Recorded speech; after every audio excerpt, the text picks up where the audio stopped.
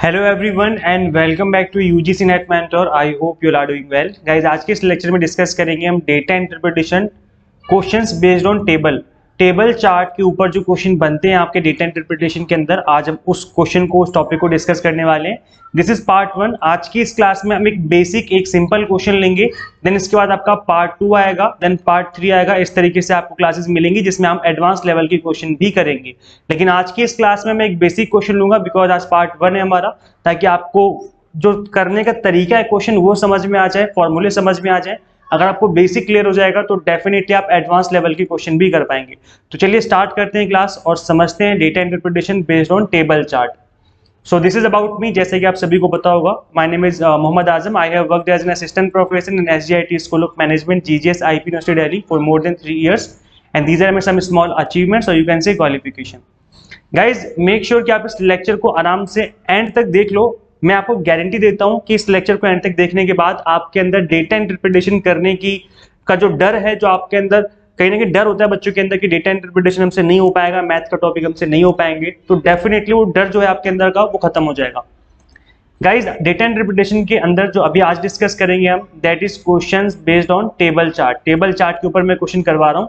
मैं आपको bar chart, histogram, pie chart, line chart और मिक्स वाले क्वेश्चन, जिसमें दो अलग अलग तरह के जो आपके डायग्राम है उनको मिक्स करके क्वेश्चन बनते हैं, मैं आपको सारी चीजें कवर करवाऊंगा और बिल्कुल बेसिक तरीके से करवाऊंगा। अगर एक छोटा बच्चा 6th-7th क्लास का स्टूडेंट भी क्लास को अटेंड करेगा तो वो भी इन क्वेश्चंस को आराम से इजीली कर पाएगा। इतने इजी तरीके से, बिल्कुल बेसिक तरीके से पढ़ाने वाला हूं मैं। गाइज इस क्लास की पीडीएफ आपको हमारी एंड्रॉइड ऐप पे मिल जाएगी। और तो अगर आप इस लेक्चर को यूट्यूब पे देख रहे हो तो हमारी ऐप इंस्टॉल कर लो। अभी तक अगर आपने ऐप इंस्टॉल नहीं करी है, इसका लिंक मैं आपको इस वीडियो के डिस्क्रिप्शन बॉक्स, कमेंट बॉक्स में पिन कर दूंगा। और अगर आप इस ऐप लेक्चर को ऐप पे देख रहे हो तो आपको इसी ऐप के अंदर आपको इसकी पीडीएफ अवेलेबल हो जाएगी, डाउनलोड कर लेना। डेटा इंटरप्रिटेशन में जनरली आपके इतने टाइप के क्वेश्चन पूछे जा सकते हैं। पहला होता है आपका table chart, bar chart, pie chart और लाइन चार्ट। मैं समझा देता हूं टेबल चार्ट में क्या होता है।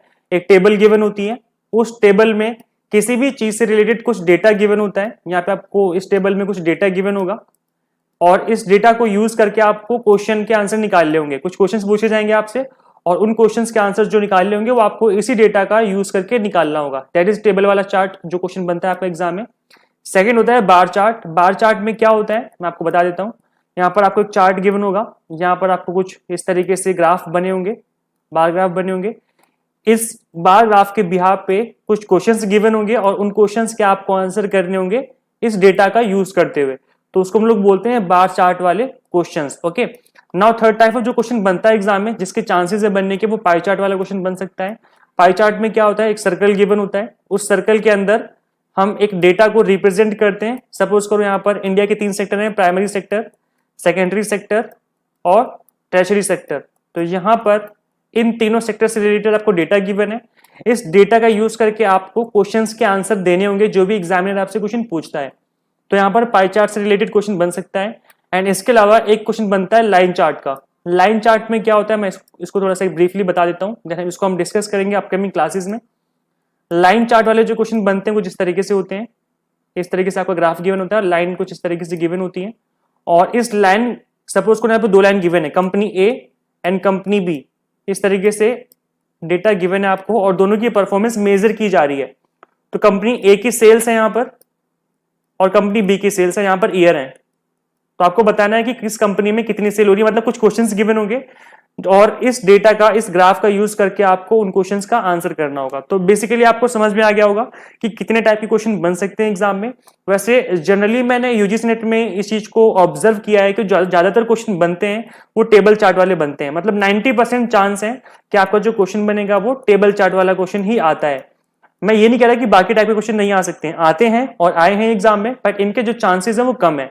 तो मैं भी थोड़ा ऐसे ही आप लोग पढ़ाऊंगा। यहाँ पर मैं आपको टेबल चार्ट के क्वेश्चन ज्यादा कराऊंगा और bar chart and pie chart and line chart का हम सिर्फ एक क्वेश्चन देखेंगे, ताकि आपको समझ में आ जाए कि अगर क्वेश्चन आता है सो इन दैट केस आप किस तरीके से उन क्वेश्चन का सोल्यूशन निकाल सकते हैं। तो चलिए स्टार्ट करते हैं। पहले मैं आपको आज की इस क्लास में हम ओनली टेबल चार्ट वाला क्वेश्चन करेंगे और एक बेसिक क्वेश्चन है, बहुत ज्यादा एडवांस लेवल का क्वेश्चन नहीं है। तो आज हम इसको समझेंगे, देन इसका मैं पार्ट 2 लेके आऊंगा डेटा इंटरप्रिटेशन का, जिसमें थोड़ा सा एडवांस लेवल के क्वेश्चन समझेंगे। तो चलिए मैं डायरेक्ट आपको क्वेश्चन पे लेके चलता हूं। Okay, before going to the question हम समझ लेते हैं कितने टाइप के क्वेश्चन पूछे जा सकते हैं। तो जनरली किसी भी जो मैंने आपको दिखाए हैं अभी यहाँ पीछे, ये जो जितने भी आपके 4 टाइप के क्वेश्चन बनते हैं, इन चारों ही टाइप के जो क्वेश्चन बनते हैं इनमें कौन कौन से क्वेश्चन पूछे जाते हैं, मतलब जनरली किस टाइप के क्वेश्चन बनते हैं यहाँ पर। तो यहाँ पर जनरली आपसे जो ज्यादातर क्वेश्चन बनता है एवरेज का बनता है। आपसे बोलेंगे कि एवरेज निकालो, जो आपको डेटा गिवन है उसमें से कुछ वैल्यूज को आप बोलेंगे कि इसका एवरेज निकाल के बताओ कि एवरेज कितना आएगा। तो आपको पता होना चाहिए एवरेज का फॉर्मूला। तो पहले हम लोग 1-2-4 फॉर्मूले समझ लेते हैं, देन हम लोग क्वेश्चन डिस्कस करेंगे। तो एवरेज कैसे निकालते हैं हम? Add up all the numbers then divide by how many numbers there are. In other words it is the sum divided by the count. So ये फॉर्मूला है आपका। फॉर्मूला क्या है? Average is equal to sum of items divide by number of items. Suppose करो मैं यहाँ पे एक एग्जांपल लेके आपको बता देता हूँ। 3 फ्रेंड है, एक फ्रेंड के पास 20 रुपीज है, एक फ्रेंड के पास 30 रुपीज है और एक फ्रेंड के पास 40 रुपीज है। आपसे बोला गया कि इसका एवरेज निकालो।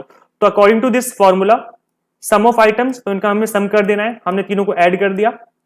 Then divide by number of items, तो नंबर ऑफ आइटम्स कितने हैं काउंट कर लो, 1 2 3 है, तो हम 3 से डिवाइड कर देंगे। तो इसको ऐड करने में कितना आएगा? 20 + 30 50, 50 और प्लस 50 + 40 90, तो यहाँ पे हो जाएगा 90 डिवाइड बाय 3। तो जब हम 3 को डिवाइड करेंगे, 90 को डिवाइड करेंगे 3 से, तो कितना आ जाएगा? 30।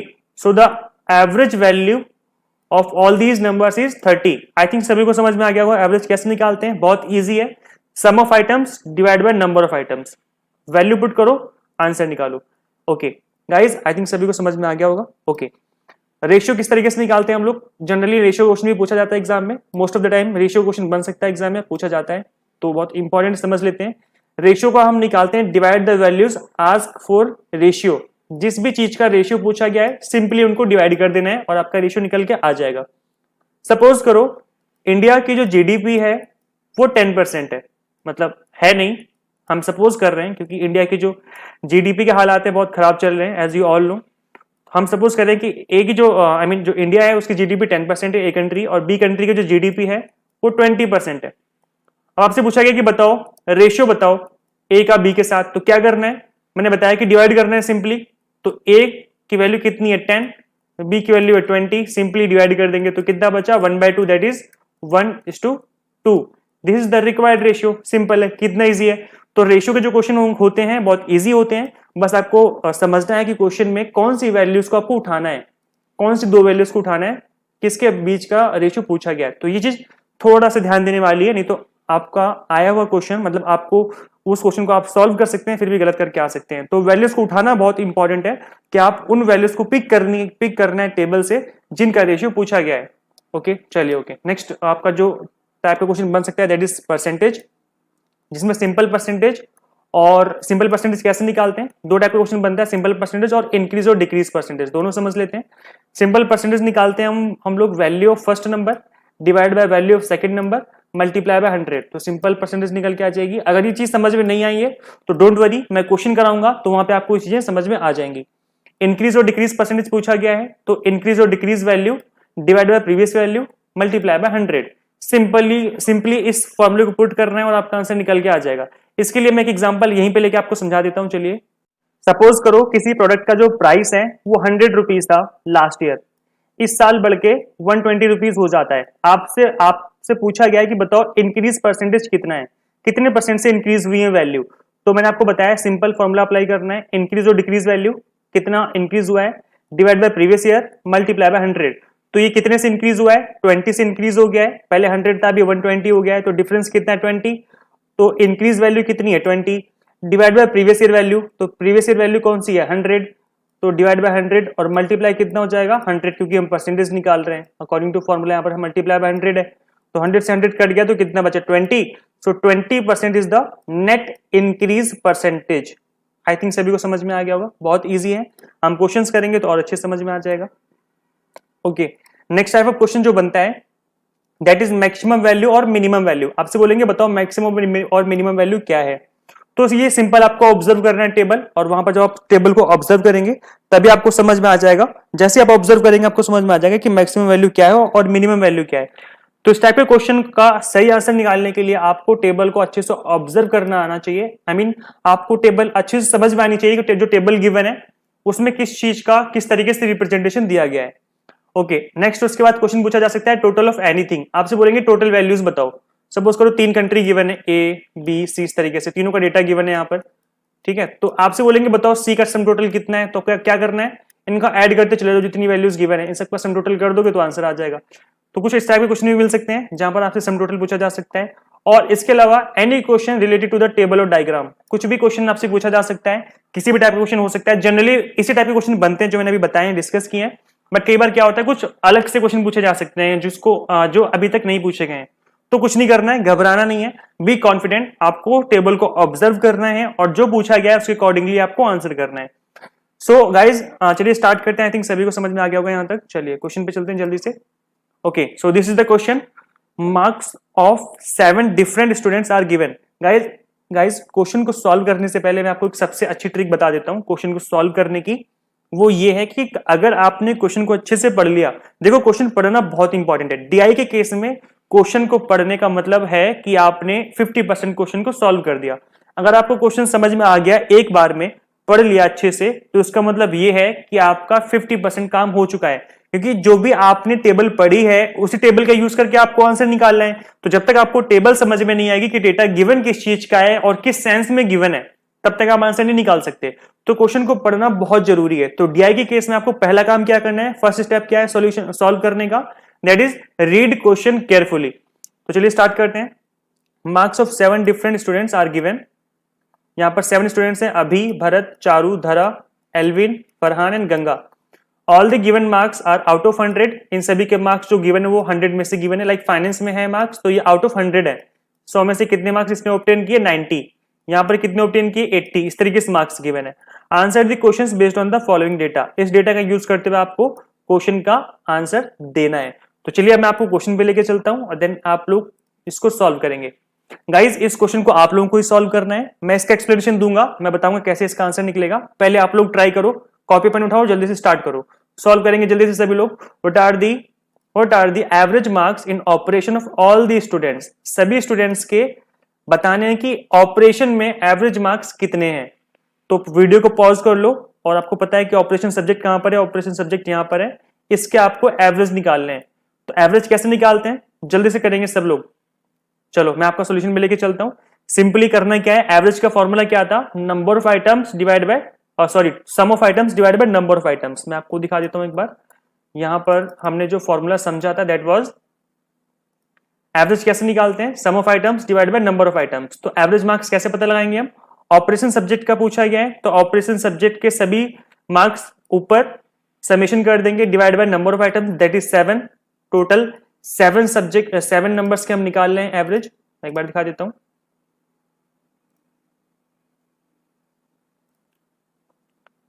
सो गाइस यहाँ पे आइटम्स कितने हैं आप देख सकते हैं यहाँ पर, सॉरी हमें निकालना है ऑपरेशन का। तो ऑपरेशन में जो नंबर ऑफ आइटम्स कितने हैं, 1 2 3 4 5 6 7।